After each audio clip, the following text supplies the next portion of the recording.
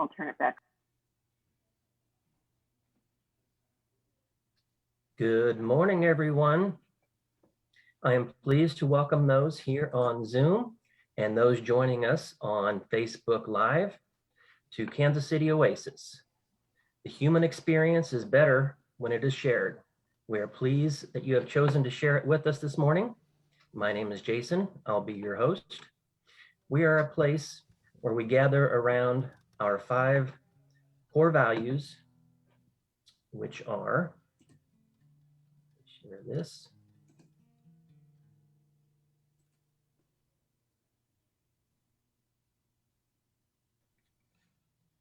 Let me hit this button here. People are more important than beliefs.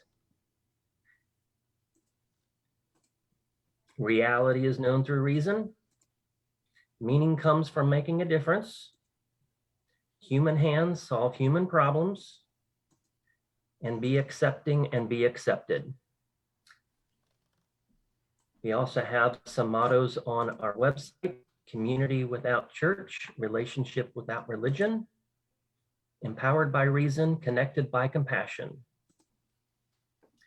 This morning at Oasis, we have our musical guest, our former music manager and founding member, Cantrell.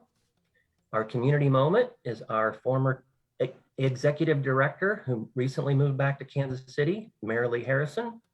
And our featured speaker is another founding member of KC Oasis and perennial presenter, Dr. Darrel Ray. So right now, I want to welcome up JJ. Let's get you spotlighted.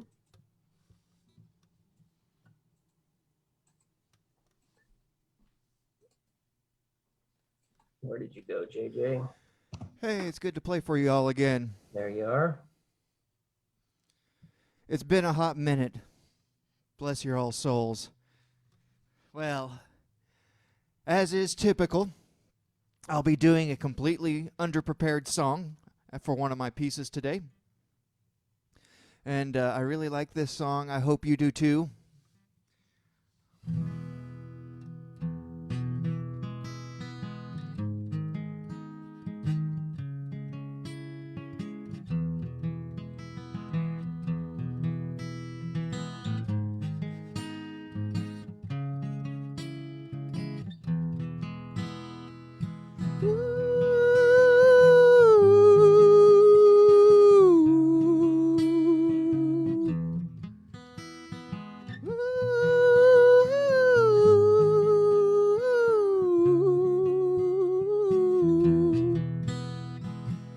You didn't have to look my way. Your eyes still haunt me to this day, but you did. Yes, you did. You didn't have to say my name, ignite my circuits and start a flame, but you did. Oh, turpentine, race me home. Don't wanna live my life alone. Well, I was waiting for you all my life. Oh, why set me free, my honey bee.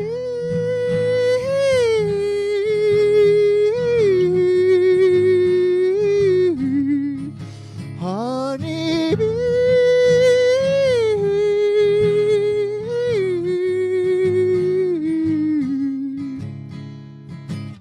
You didn't have to smile at me. Your grin's the sweetest that I've ever seen, but you did. Yes, you did. You didn't have to offer your hand, 'cause since I've kissed it, I am at your command, but you did. Oh, turpentine, race me home. I don't wanna live my life alone. I was waiting for you all my life. Oh, why Set me free, my honey bee.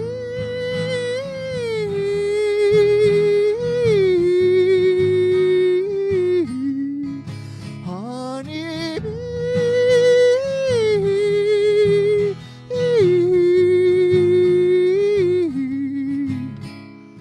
Hello, goodbye, 'twas nice to know you. How I find myself without you, that I'll never know. I let myself go. Hello, goodbye, I'm rather crazy, and I never thought I was crazy, but what do I know? Now you must go, honey bee.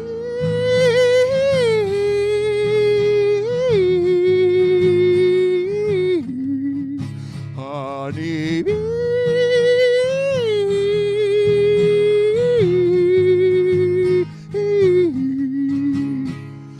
Hello, goodbye, it's nice to know you. How I find myself without you. Low, goodbye, I'm rather crazy, and I never thought I was crazy. Low, goodbye, 'twas nice to know you. How I find myself without. Hello, goodbye, I'm rather crazy, and I never thought I was crazy.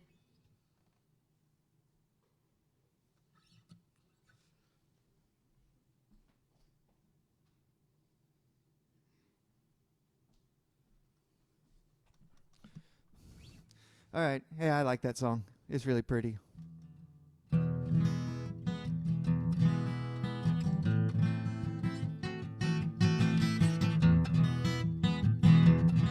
Never. She's pretty tired from the moments waiting patiently for me, always circling the coda. I'm turning him down. Mostly bored with wooden duty, mostly worked down to her bones. Mother mine, she makes up ways, Around the mulberry bush. while the world and I just tarry. It could be true that I am not fairly all together now. All the king's horses drag me down,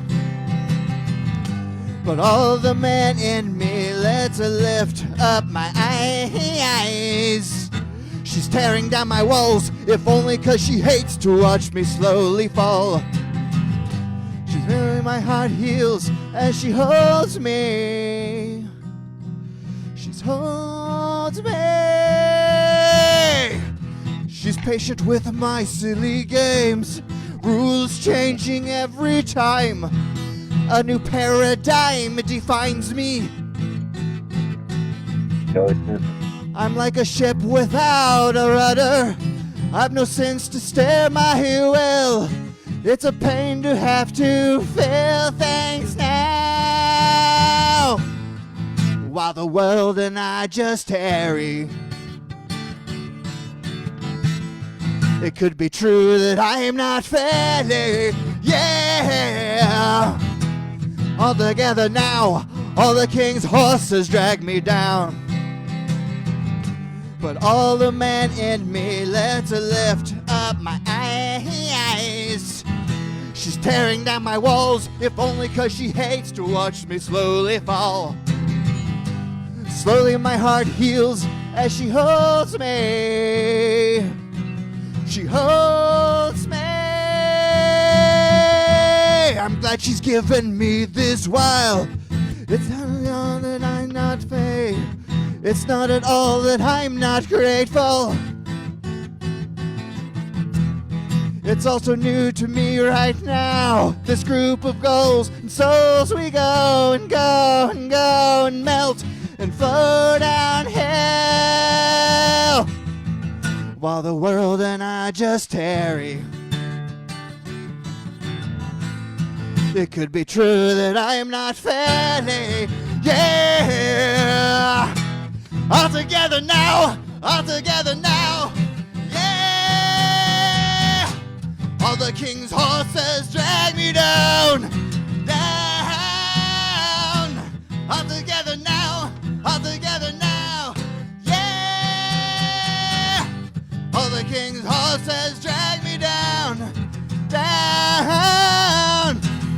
together now. All the king's horses drag me down. All the man in me tries to lift up my eyes. She's tearing down my walls, if only 'cause she hates to watch me slowly fall. Almost together now as she holds me. She holds me. She's pretty laying on her side, holding our lamb to her heart, letting me dream out like a lion.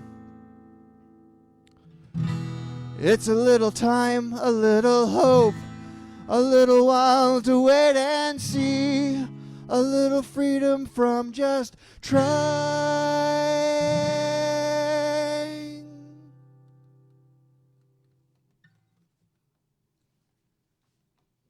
Wow. Thank you so much, JJ. We're going to hear more from you a little bit later. So now, time for a few announcements. Earlier this week, a few days ago, Eric Lawrence had a birthday on January 6th, and a newer member of the community, Brandon, has a birthday coming up in a couple days on the 11th. So if you have either of those folks in your breakout room later, be sure to wish them a happy cake day. Mark your calendars for an event coming up later this month, January 30th, from 5 to 9 p.m., an indoor street fair at Record Bar, proof of vaccination required. There will be multiple service organizations present, many of those that have spoken here at Oasis before. And there will be three musical performers, all of which have played at Oasis before multiple times. Sister Bot, who's also known as Addie Dancy. They played for us twice in 2020. Nicole Springer played for us in 2020 and most recently November of last year. And headlining, the one and only Calvin Arsenia. I've lost track of how many times Calvin has played for us. Admission is free. Oasis will also have an informational table at this event, and we'll get more on that later this month. So now it's time to have our community moment.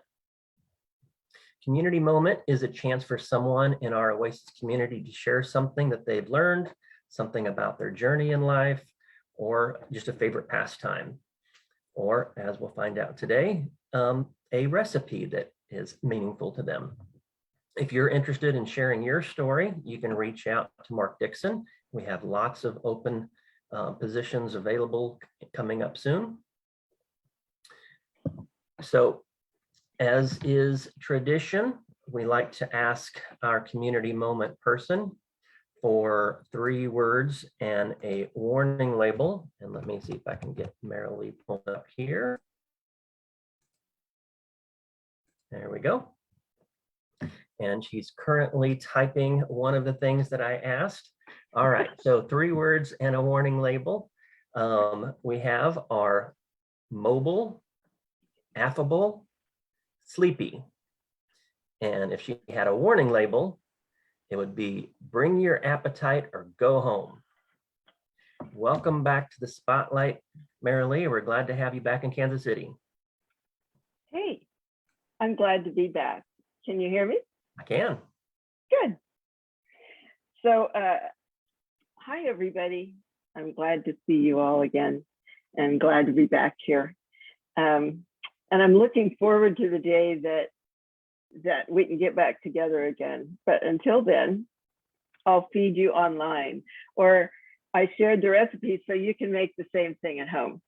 But what I'm doing is sharing something from the cookbook that I grew up with, Bueller Centennial Cookbook. And in it, well, most of you probably know that I grew up Mennonite. So I was raised Mennonite. So Mennonites like to eat like everybody else. And there's some pretty good things, but I actually loved New Year's cookies, but I have never made them until I was asked to do this community moment And I thought, what would I like to share? Well, I'll share New Year's cookies, but that means I have to make them. So I did make a batch earlier this week, and I made another batch this morning. So we'll see how this goes.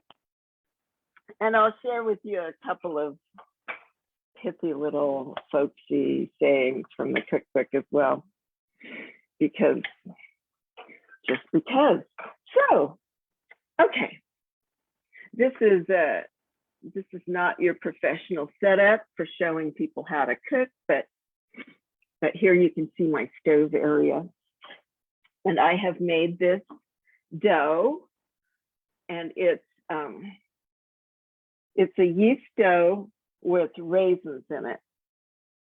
And the first batch, I did a little twist, and instead of just soaking the raisins in water, I soaked them and added some brandy, because why not? Brandied raisins are good. So I have my oil heated up here to the right stage, over 350, and I've had this stuff rising. So I'm using a little scoop here, and I'm going to scoop it in there. And we'll hope that it doesn't. Okay, and I'll show you what's going on in the pan here in just a second. These are also called portsilki, but I never heard it called that. But the recipe book does have portsilki, and I'm probably mispronouncing that, as one of the terms for these New Year's cookies. I figured since it was a new year, that this would be a good recipe to share. And apparently what portsilki refers to is the fact that these little dumplings turn over by themselves in the oil. So you don't have to turn them. And they did indeed turn themselves over the other day. So they were as advertised. Okay, let me see if I can show you what's going on in here. There you go. There's a view of there, one flipped over. Okay, so while they are doing that, I'll share a little something from the book here. I noticed that they had a lot of things about laziness. Now, why would they do that? But you know, it was Mennonite land, so they were into shaming people for laziness. So I'll start out with a lazy one. Ulla fulla tusa dikdote. And I know I butchered that. All lazy ones carry themselves to death. Now there's a bright saying to start out your morning, isn't it? But the rest are better. When temperatures soar and I'm weak from the heat, there's one consolation. I still love to eat. That's for the food appreciation aspect of Mennonite land. Happiness is a perfume you cannot pour on others without getting a few drops on yourself. That's a little better than the lazy comment, I think. Let's focus on the brightness. I'm going to check the goings on in the pan here. Oh yeah, oh yeah. They're coming right along.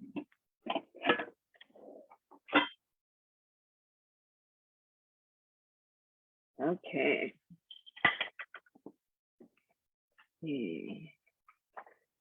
Oh, that's another lazy one. I don't want another lazy one.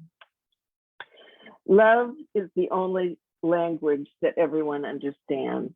Isn't that sweet? And I think that's probably true. And then there was one about room for improvement is the largest room in the world. But I would say at least it's the largest room in my house. So we're just about ready to get these out of the oil and dip them in some glaze I made with just powdered sugar, and I put a little bit of cream in it and some vanilla. So, and you want your glaze a little runny because you don't want it to be real heavy on these things.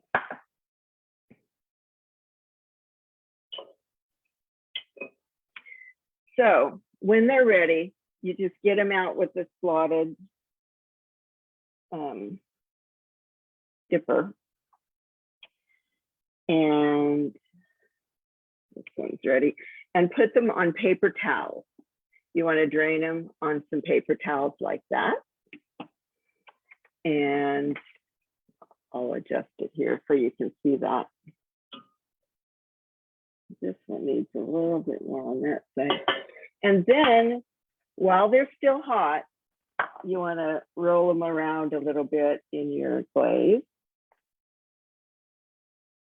And then just put them on a rack like that. And then eat them. So you get the idea. I'm going to get this last one out.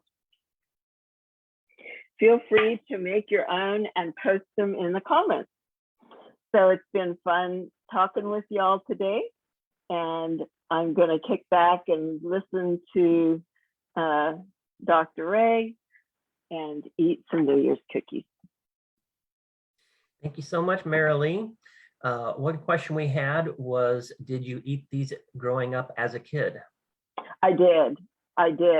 They made them not only for New Year's Day, but there was a huge Mennonite relief sale where they auctioned off quilts that all the women had made in their homes and such. And they had a huge dinner at this. They rented out the fairgrounds in Kansas, and you could go through these long lines to get New Year's cookies and other goodies. Nice. Another question that I was thinking, and Bob was on the same thing. He asked if it was raisin fritters. They are deep fried. So are they fritters? Are they donuts? The recipe calls them cookies. They're not cookies. I don't know why they're called cookies. They're basically a raisin fritter is what they are. Yeah. Yeah. And they have a consistent, kind of a bready consistency, not quite like a donut, little heavier than a donut. Well, thank you so much. You're welcome. All right. So now is the time that we're going to have breakout rooms. Breakout rooms is the time that when we got together in person, it would be a coffee break where you got to chat with other people that were present at the meeting. Now we're going to put you into a randomly selected virtual Zoom room with other attendees to chat, catch up, get to know each other better. Could be people you know, people you've never spoken to before. It can be a time to stretch, refill your coffee. Please keep the conversation PG and enjoy about 10 minutes hanging out safely and virtually with others. Let me get the breakout rooms ready. And we'll see you back here in about 10 minutes.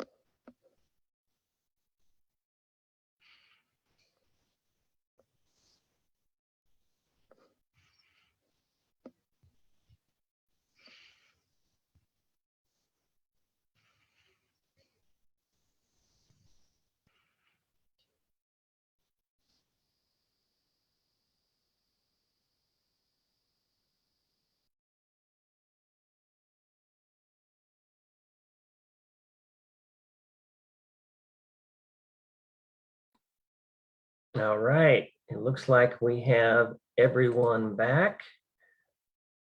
Let me change spotlights here. All right. So welcome back. Hopefully you had some good conversation, catching up with some folks. Maybe you met someone new, send them a Facebook request. And speaking of Facebook, if you're not already a member of our Kansas City Oasis private group on Facebook, you can connect with someone who is currently a member, a board member, or an existing Oasin and ask to be added to the private group.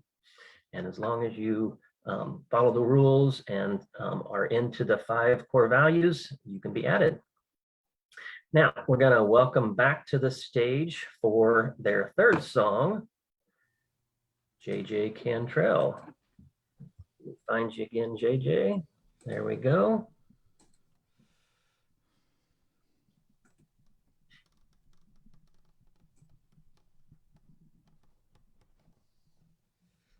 All right. Since Dr. Darrel Ray's here, and I love Dr. Darrel Ray, I'm going to perform a song that I wrote before I met Dr. Darrel Ray, but it is about Dr. Darrel Ray's favorite subject.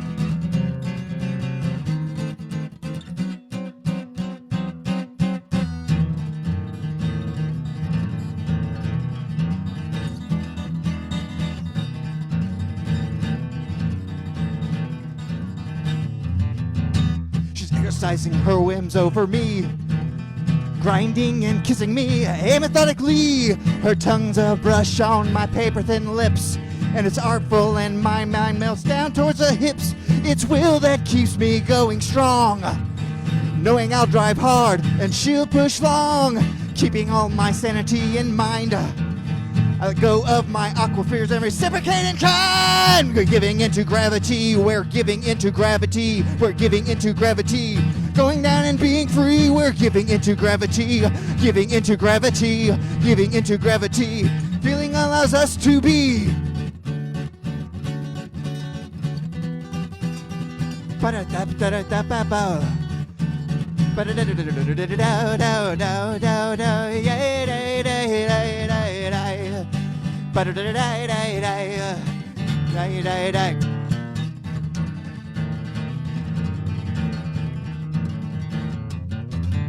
She's breathing down the nape of my neck, exactly where she wants me, and I'm a nervous wreck. Neil is forcing me out of my box, and I hear my mouth is begging for the keys to her locks. It's everything to which I could aspire. feeling all the curves and getting so much higher, keeping mind of risks as I play. I give myself and let her have her way. Giving into gravity, we're giving into gravity, we're giving into gravity. Going down and being free, we're giving into gravity, we're giving into gravity, giving into gravity. Feeling allows us to be.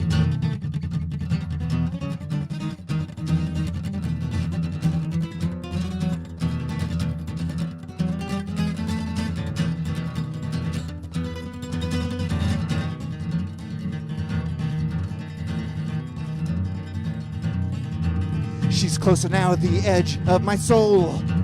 Her heavy noose will soon take its toll. It's worth the time of life that I've allowed. Keeping my mind mangled is making us so proud. Giving into gravity, we're giving into gravity, we're giving into gravity. Going down and being free, we're giving into gravity, giving into gravity, giving into gravity. Feeling allows us to, feeling allows us to, feeling allows us to be.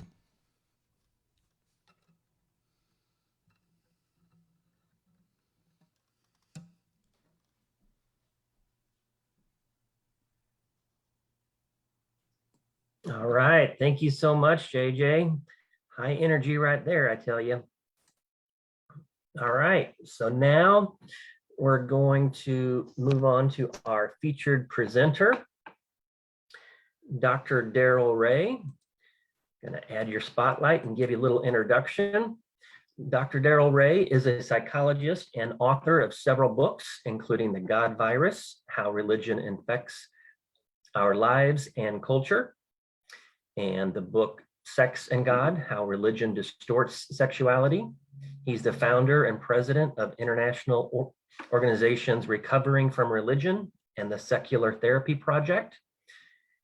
And he's spoken on hundreds of podcasts, conferences, TV and radio programs. And today he will be speaking about something completely different. Darrel, you have the floor. All right. Thanks, Jason. Next time I give a talk on sex, I want to hear that song. Okay, JJ, put it on your list. That would be a very good introduction to what I would tell. But today, sex is only a tiny part of what I'm going to be saying. So, in introduction to what I'm going to be doing today was when I agreed to do this talk. I had no idea what I was getting myself into. I thought, oh, I'll just get up and tell this story that happened to me in my lifetime. And then as I got into it, I realized, do you realize how bad our memories are? I've been telling this story for years. But when I got back in and really started researching to make this talk today, I found out I had been telling the story wrong on several different counts. No major failures of memory, but it was just an interesting lesson in how bad our memories can actually be. All right, I'm going to start my screen here. And there we go. And share. We had a bit of trouble getting my audio going properly. And so I'm going to play it. I think it'll be fine, as long as you can hear me. So today I'm going to talk about my adventures with the Nashville-Davidson County Rabbit Hunting Association. And if you tuned in to hear about how to hunt better, I'm sorry, we may be disappointed here.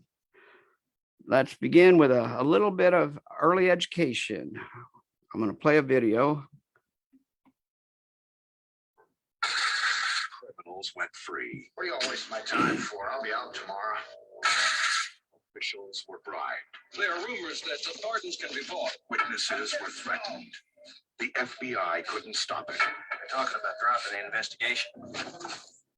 But one woman had the courage to try.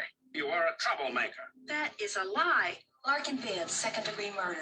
Christmas clemency, Clayton Dawson. Death penalty, commuted to life. And we want a hearing scheduled right quick. That boy's daddy was a big contributor. He told me this clemency would be successful if I gave him $20,000. That's extortion. No money has changed hands. You're never going to get away with this. Now, who the hell started this? Well, I think it's Marie. It's your mouth I'm talking about. If I were you, I'd spend more time thinking about the future. I will not resign. You think we're in danger, Fred?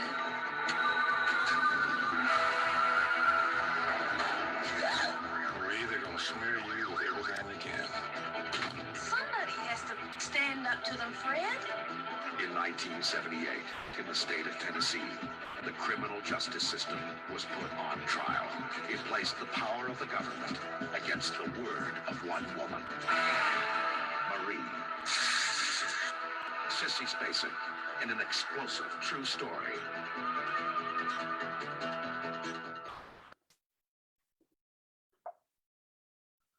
Okay.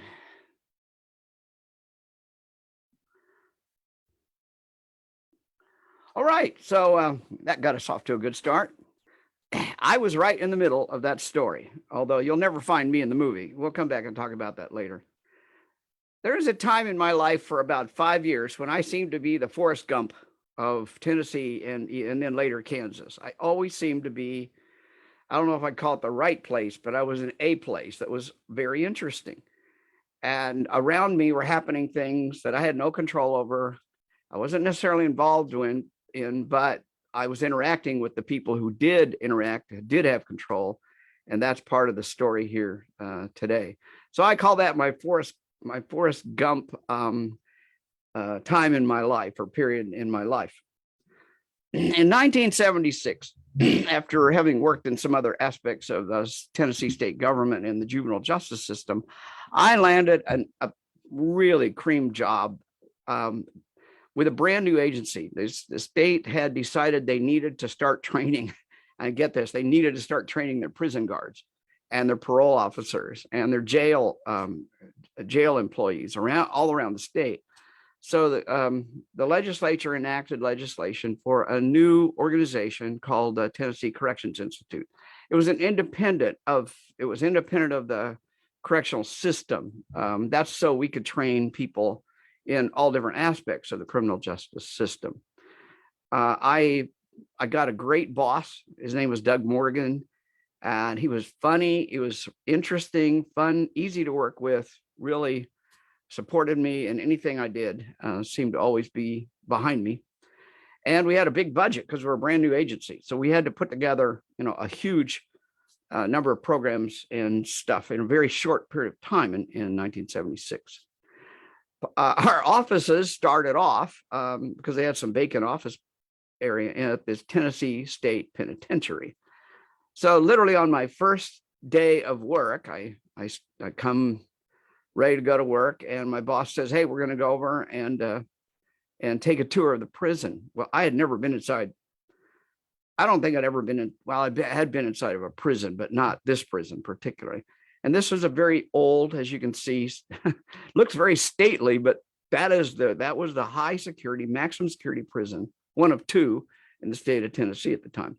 So I take a tour of this, and they go straight. One of the pieces we toured through was seeing the electric chair. I had never seen an electric chair. I'm not sure I'd even seen a picture of an electric chair. And this will come back to make sense a little bit later, but I voted for the governor, Blanton. We will hear more about him later, because he was against the death penalty. So here I am walking through a prison.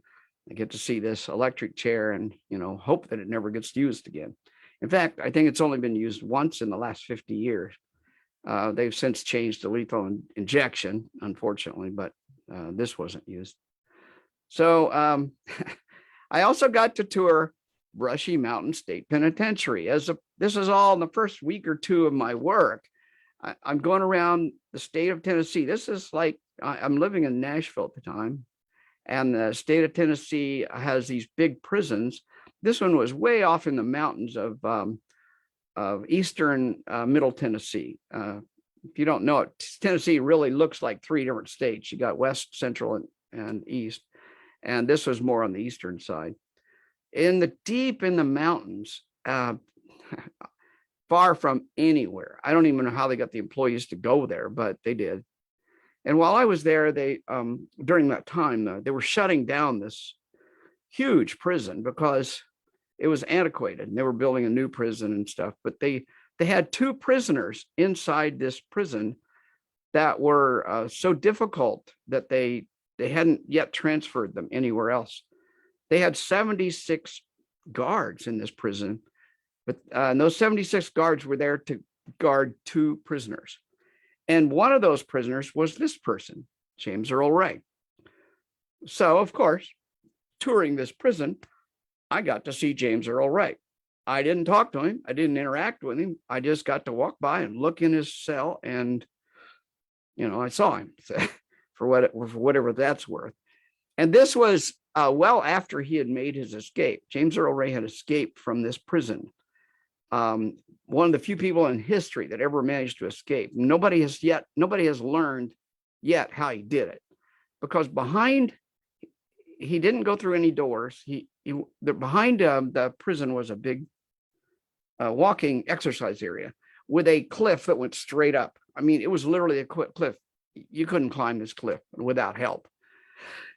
And evidently, he somehow got out and escaped by going up that cliff.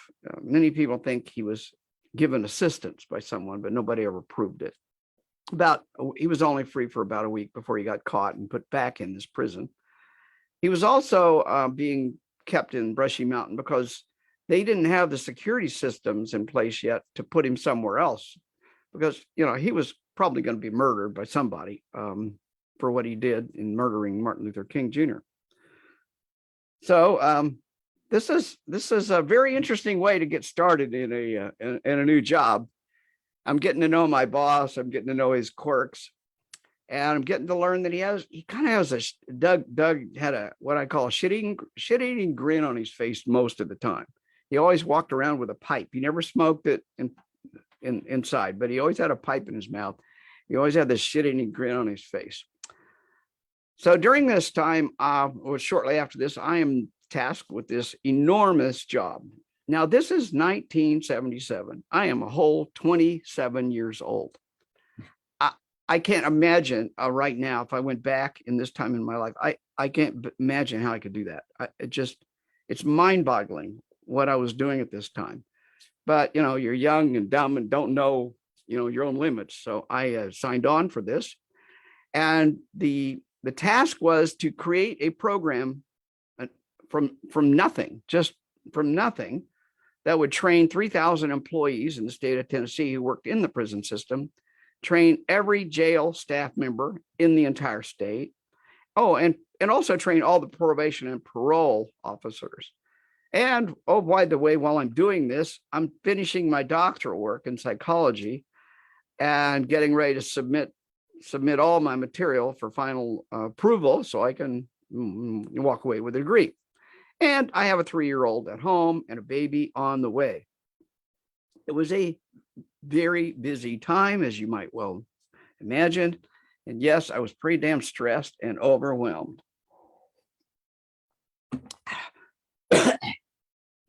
So I started hiring staff. And very quickly, I realized I wasn't in control of who got to hire my staff. And even my boss wasn't in control.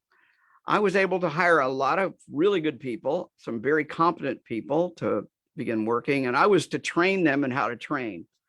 And most of us were just very young. I doubt if anybody was over 35 that we were hiring at that time or that even was interested in this job. But what I was told by my boss that I had to hire a beauty queen. Not just anyone, but a specific one that he was sending my way. I have no idea why this person was being forced on me, but I had no idea. This was not the way I thought you would do hiring in a state agency. I was also forced to hire a political operative, somebody who was pretty active in politics. Let's just say that. And a third person, I just was forced to hire these 3 people. A third person, Caroline, it's not her real name. I don't even remember her name, but Caroline came in and I never got to interview her. I never saw a resume. And she never came to work after the first day. After she came in, had a great day, we told her what she was going to be doing, and she never came back to work. Oh, and by the way, the beauty queen barely came to work, and the political operative only came to work when he thought it was to his advantage. That's all I could figure out. Anyway, I'm thinking this is kind of unusual. It's not what I thought. I've never seen an organization that operated like this. But the problem was I was from Kansas, and Kansans, as I now know, because I worked for the state government in Kansas and I worked for the state government in Tennessee, Kansas was clean as a whistle compared to Tennessee. And what I found, because I hired people from Ohio, I hired people from Florida for this job, was that nobody else seemed to operate like this except Tennesseans. Anybody who was on my staff from Tennessee or anybody who worked in the organization just seemed like, yeah, that's standard operating procedure, business as usual. Yeah, some people get hired and you never see them again. I guess they keep collecting their paycheck. I can't tell you how just nonplussed I was. How does this work? How do you get any work done if you never come to work? And you expect me to get this whole process and program up and running? It was pretty.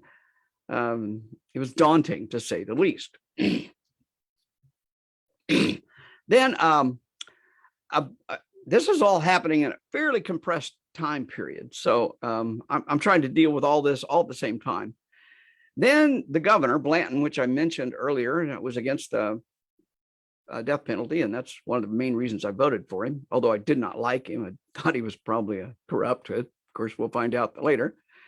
There was a group of people who, polygraph examiners, who had given quite a bit of money to legislators and to Governor Blanton, and to get the state to create a entity called the Board of Polygraph Examiners, so that they could license people in the state and, quote, make it a more respectable and regulated profession. Well, the governor said, I'm not creating any more boards. There's been too many boards already. I don't want any more. Let's just put the Board of Polygraph Examiners underneath the Tennessee Corrections Institute, where I work. And so my then boss, Doug, invites me to become the executive director of the Board of Polygraph Examiners. Now, I've still got my other job to create this whole system, to train all these people to travel all over the state. And on top of that, I get this invitation. Now, the way Doug told me was it was an invitation that would be career threatening if I didn't take it. So I agreed. Actually, it was kind of intriguing. But I told Doug, you know, I'm a psychologist, and I'm pretty sure there's no evidence, there's no proof that polygraphs work. And Aldrich Ames, who was an employee of the CIA, was able to successfully spy for years and take a polygraph examination every few months, and he got by. So it's pretty good evidence that polygraphs don't work. And most of these polygraph examiners were getting $50 a pop to test potential employees at places like Kmart. That was back when Kmart actually existed. And so I've got these people coming at me saying, okay, Darrel, you need to get this board together so we can start licensing people. And oh, by the way, there's some people we don't like. And when you write the rules, please make them so we can eliminate the people we don't like.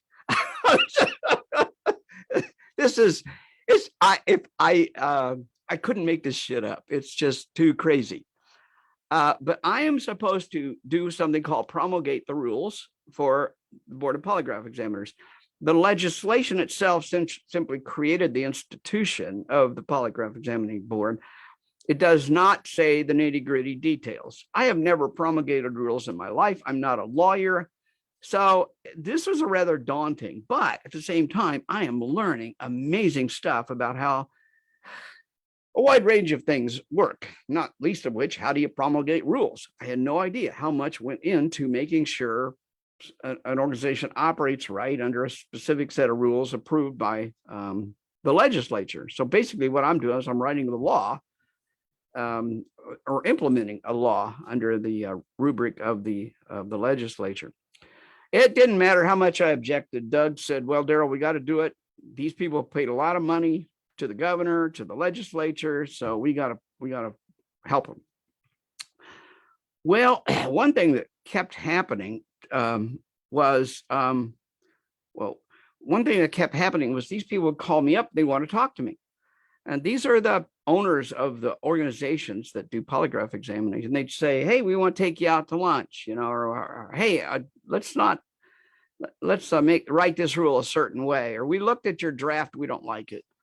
I mean, this is like daily happening to me. And I finally gave in, went out to eat with a couple of them a couple times, and they always wanted to pay for my meal. Well, that was a red flag to me. I'm a state employee. I don't take bribes. And I was pretty sure that's what it was.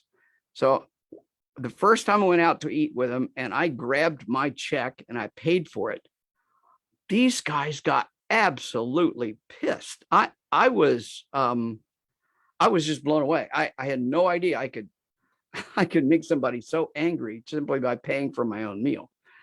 But that clued me that other things were going on. Now, I'm 27. I'm pretty naive in some ways, but the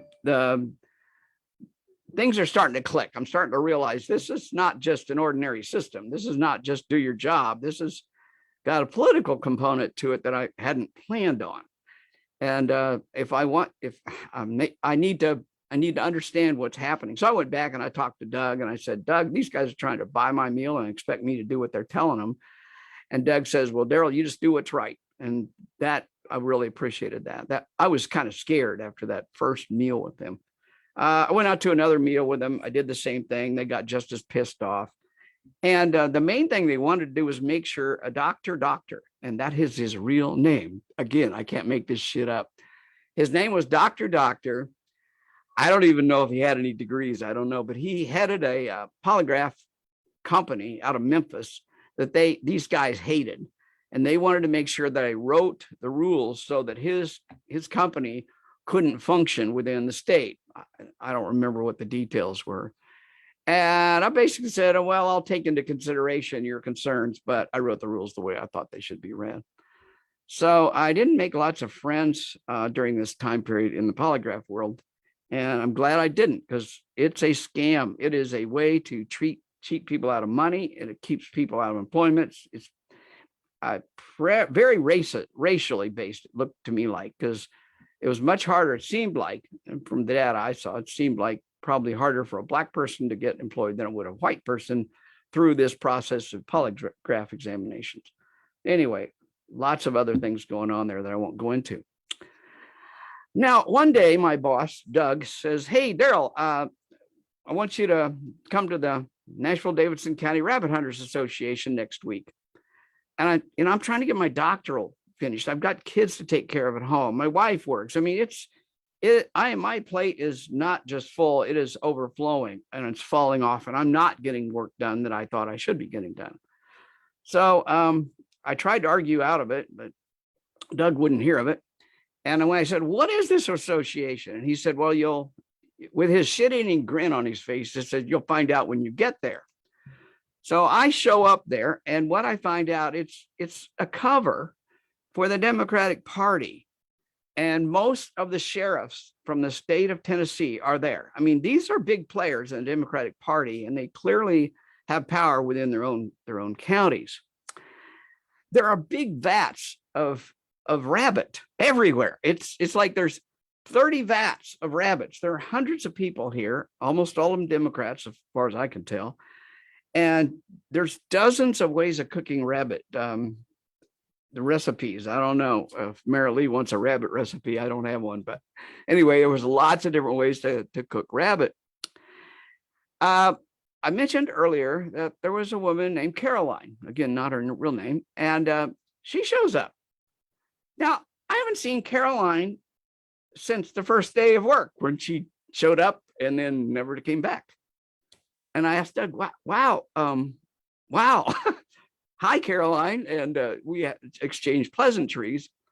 But minutes later, Caroline, I see Caroline again, and she's got a sheriff on each arm. Now, I have to go back and say that Caroline, it was unique. That's all I can say. She exuded sexuality.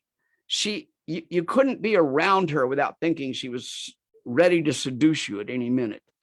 And she had the looks, the body, everything. I mean, she was very tempting. Let's just put it that way. And when she showed up, the next time I saw her, she had two sheriffs, one on each arm. And we kind of glanced at each other, if I recall, and then she goes off somewhere. And I asked Doug, where's Caroline? Why is she here? And Doug, with his shit-eating grin on his face and pipe in his mouth, says, she's running the hospitality suite. And then he backs up and he says, no, she's running her hospitality suite. And then he kind of winks at me and moves on. And about an hour later, I see Caroline again, just going across with two more sheriffs on each arm, and she disappears again. Anyway, that was an interesting evening. I got to meet some of those powerful people in Tennessee. The governor did show up. I didn't get to actually meet him, though, and there were some other officials there. Anyway, it was a very interesting meeting. The Nashville-Davidson County Rabbit Hunters Association meeting. We'll come back to that. Now, during this time, because I'm promulgating the rules of this polygraph examiners, I'm not a lawyer, and whatever I do has to be approved by the governor's office.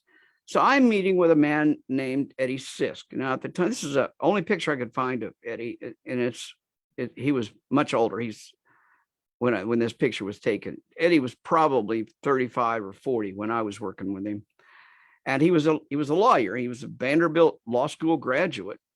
And he was very smart. He really helped me a lot figuring out what to do. But I was having regular meetings, like every week. I would go up to him and I would tell him what's going on with the rules. I was hesitant to tell him about all the potential coercion that was going around me, because I figured Doug was taking care of that. So I didn't tell him about that.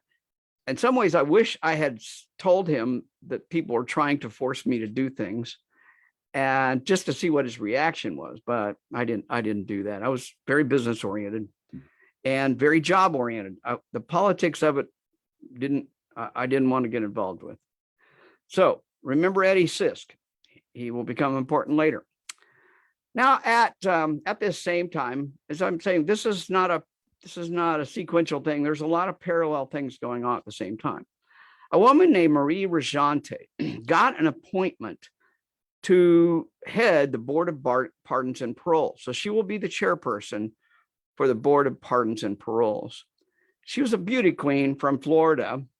She had a Vanderbilt degree, and she had virtually no qualifications. She was about 30 years old. There was another person that was already on the Board of Pardons and Parole called Charles Trauber. And Charles was very tight with the Black Caucus in the legislature. And everybody thought Charles would be the next chairperson of the board. When Marie, who had been the extradition, she had been appointed the extradition officer for the state of Tennessee, and she'd only been there 1 year as the extradition officer.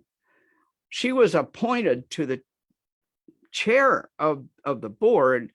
All sorts of questions started coming up. Why would she be, with no experience, no background, no criminal justice? I mean, nothing there qualified her to do what she was doing, even though she evidently did a very good job as the extraditions officer. That's what I gather, what I've heard. But we couldn't figure out why she was appointed above Charles Trauber. And Charles was politically pretty powerful, and people liked him.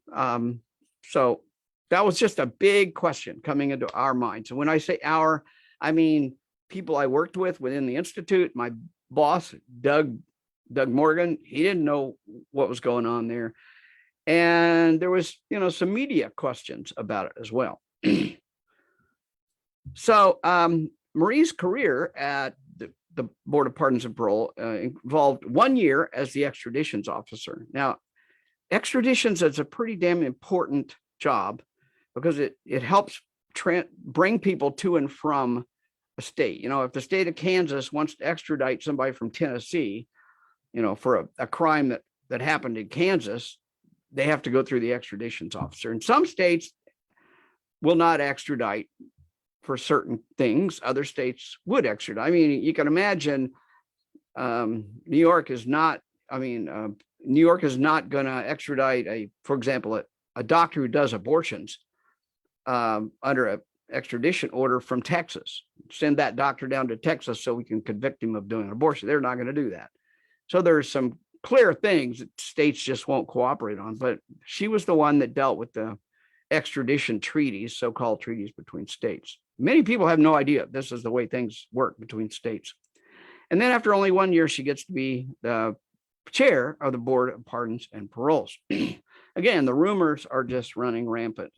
But this is not my job. I'm just working with Eddie Sisk. I don't see any connection between what I'm doing, what Eddie and I are doing, what the Board of Pardons. I don't see any connections here.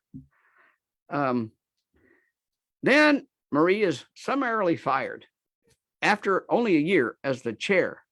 And again, rumors just start going crazy.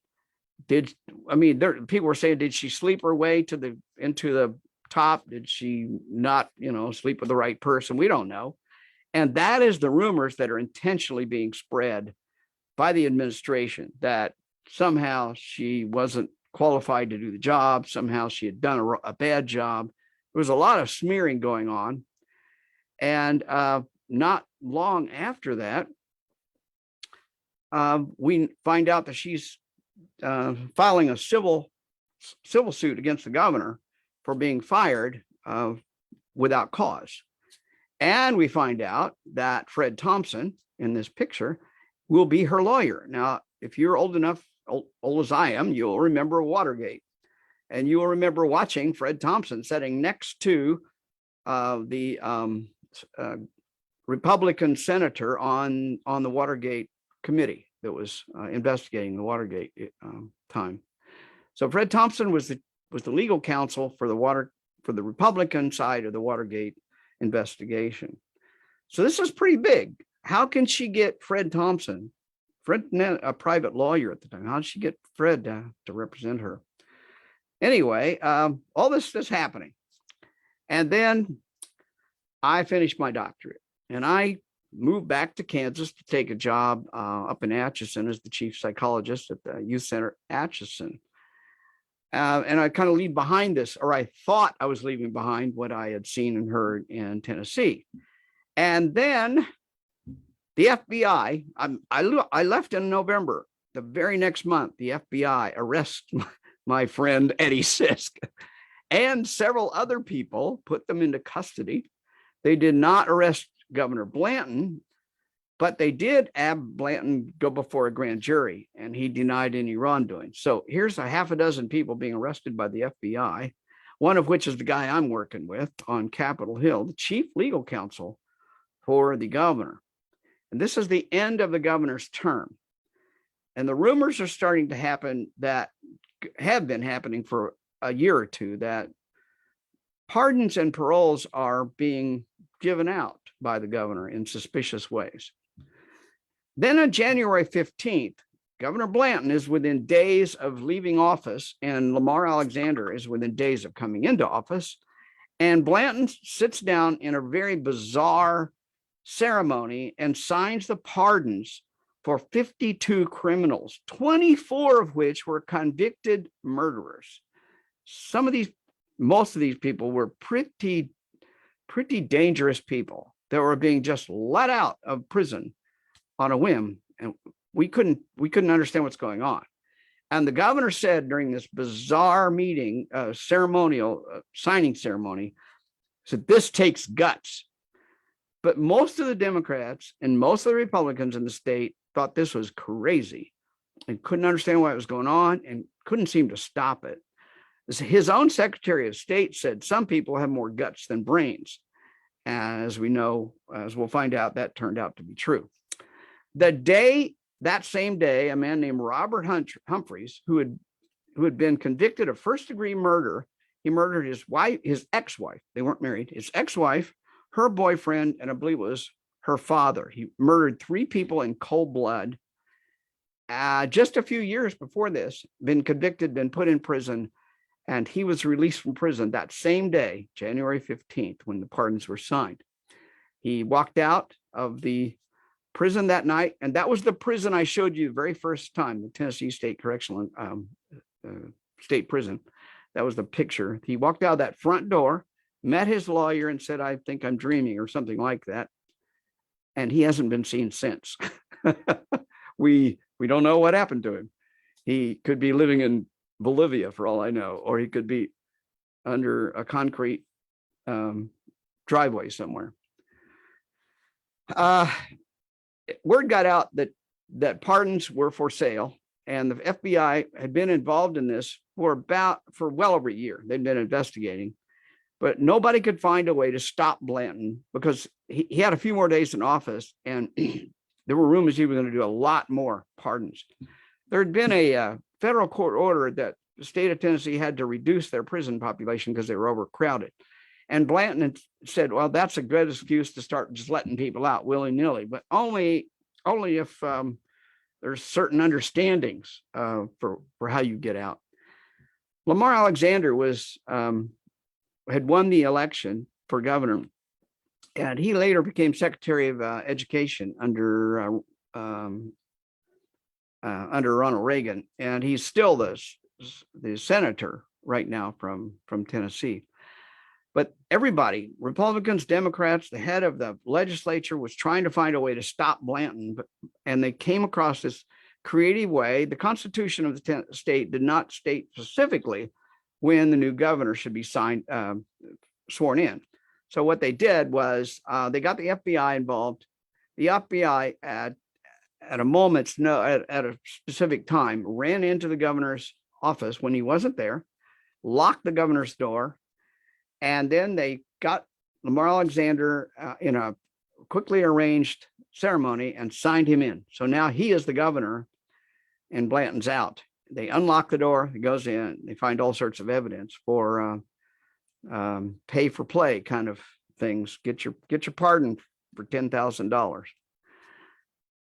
Now, again, I'm not in the state anymore, but I've got all these friends. I got these connections. I got Eddie Sisk, and all this, and things are all hell starting to break loose.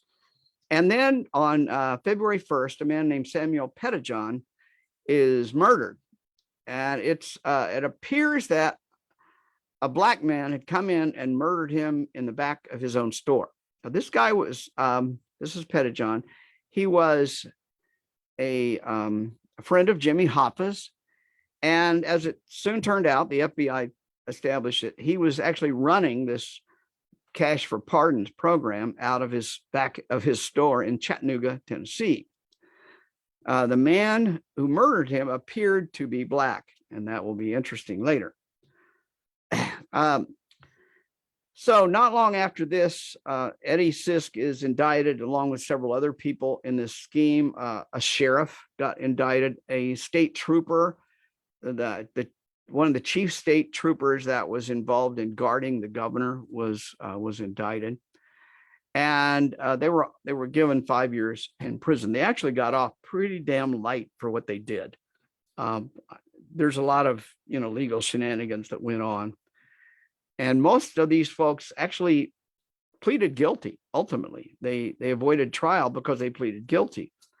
And then they went back and they appealed and some other things, and they were able to get their sentences down. So Blanton got convicted of mail fraud. He didn't even get convicted of the pardons, even though he probably had benefited.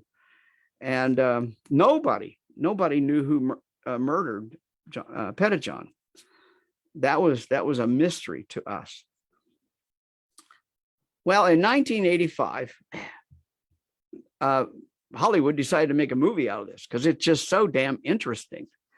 And they got Sissy Spacek to play the role of Marie, and they got Fred Thompson to play himself, which is, I think, fascinating. Now, I want to remind you, I'm in the middle of all this, but I don't actually have a relationship with any of these people. But it was happening all around me, and I was ignorant of most of what was going on. In the movie, so if you watch the movie, I won't be in there. So I'm sorry to say I didn't have a role in any movie around this, but I did have a connection to many of the players. Morgan Freeman played the Charles Trauber. It was, I think, one of the first movies that Morgan Freeman was ever in. This started Fred Thompson's career, and Fred Thompson basically was a movie star and the rest of his life to some degree. He also was a Tennessee senator. He ran for Senate in 95, I believe it was, and was a senator for a couple terms or more. So anyway, this was a really interesting to get a movie made out of something that I was in the middle of, but there was still mysteries. There were still unsolved things. In 1985, we did not know who had murdered this Pettijohn. And then literally just in June 9th, the news came out that they had found evidence, direct, uncontrovertible evidence, that the murder of Pettijohn was linked directly to Ray Blanton. Now, Blanton is dead now, as are many of the players in this. But Blanton was instrumental in paying off people to kill him. In fact, the contract was executed literally by William Edward Alley. I forget the name and I can't read it right there. Anyway, he was actually a notorious bank robber. He had been in prison before, but Alley was hired to kill Pettijohn, and a portion of the contract was paid by a third party on behalf of the governor's office. And there's no question it was a contract murder, according to the FBI. And then on that same time period, the Hamilton County grand jury voted that if Alley was still alive, there would be enough evidence to indict him for first-degree premeditated murder in Pettijohn. And that's the only picture I could find of Alley. So let's go back to Caroline. Where's Caroline? Caroline came into the office one day. Again, I have only seen her 2 or 3 times in the old time she's been employed. And she announced to everybody that she's lost her lease on her apartment. And she's inviting the whole office staff to come have a party with her at her apartment before she loses her lease. So I show up with my 3-year-old daughter in hand, just thinking, it's a nice afternoon. It was during the day, afternoon party at her house after work. And I get to the place and I hit the button to go up to the place that her apartment is. And as we're going up, I'm thinking, this is weird. When we get up, it's the very top floor. I walk up, the door opens, and I walk into this incredibly spacious, extremely expensive penthouse apartment. It's probably one of the most expensive apartments in the entire city, I would imagine, because it was a very tall high rise, probably on the 20th floor or something. I can't remember. And I'm thinking, how does a state employee afford this kind of a high rise?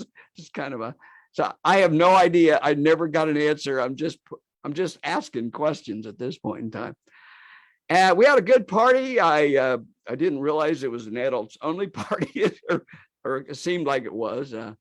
When I brought my 3-year-old daughter, everybody was happy to see her and very happy to see her leave. Evidently, I had brought the wrong company to that particular party.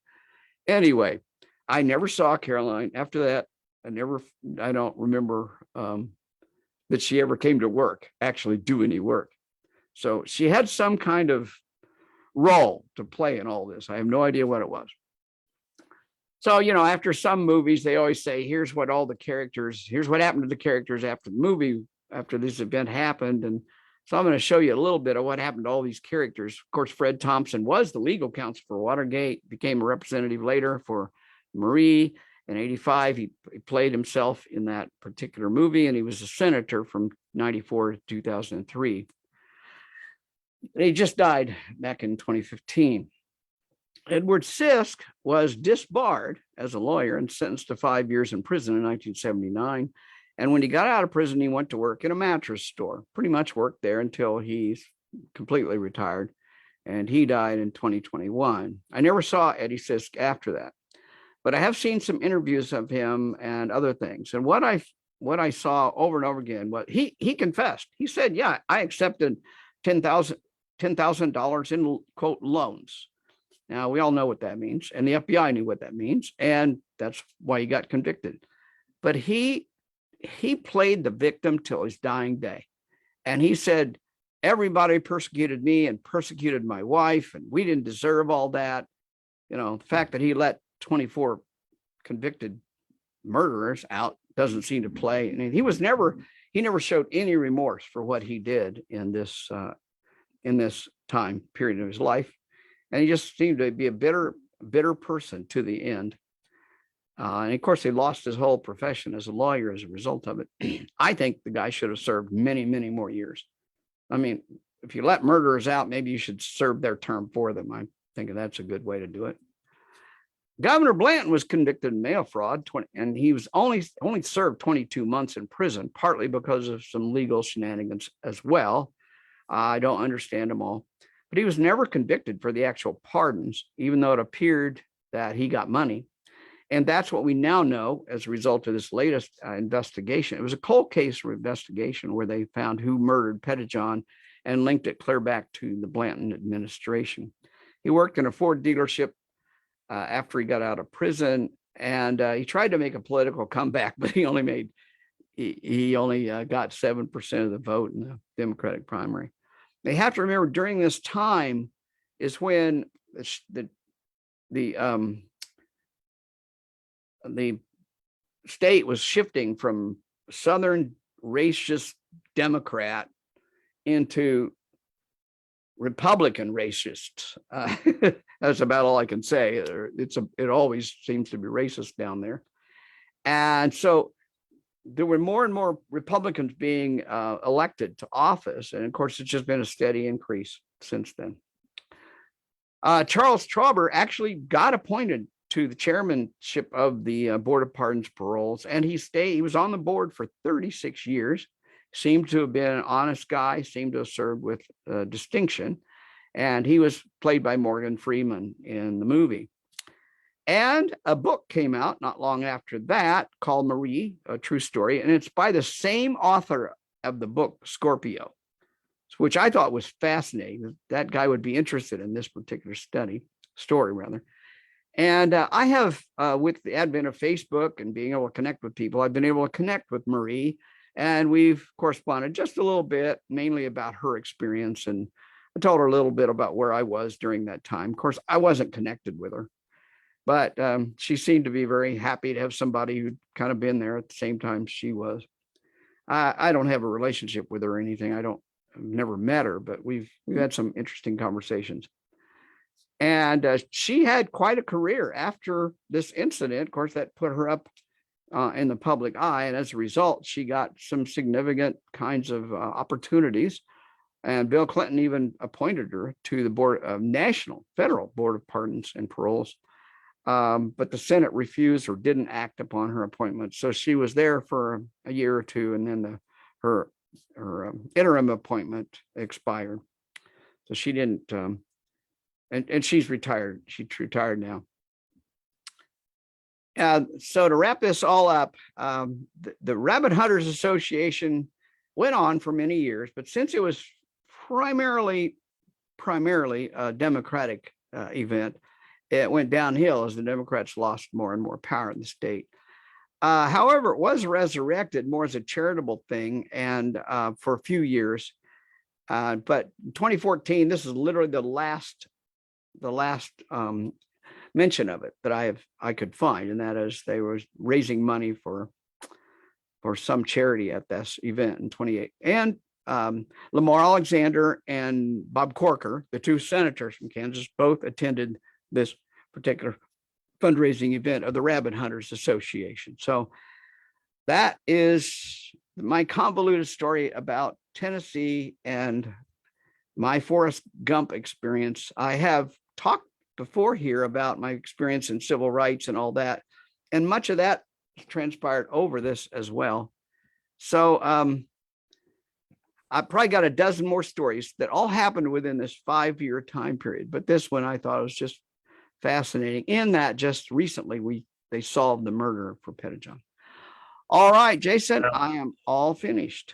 Very timely that it just found it out last year for such a cold case. So yeah, really appreciate you taking us through that. We don't have time for a Q&A, but if anybody has questions, we can take that to the Kansas City Oasis private group if you have any questions for Darrel, and appreciate you sharing that with us. All right. Sorry, I didn't realize I was that much over time. You're fine.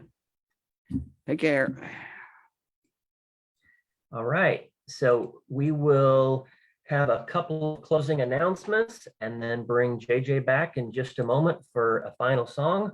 But this is where I remind everybody that Kansas City Oasis is a 501c3 nonprofit organization. We are entirely volunteer staffed and donation funded. Our program today is just part of a wide range of informational, educational, and interesting speakers that we have most Sundays. If you appreciate the music and the talks you heard here, please consider making a donation. We have a couple of ways that you can do that. You can text to give a one-time donation to 816-765-56 with the dollar amount that you'd like to give.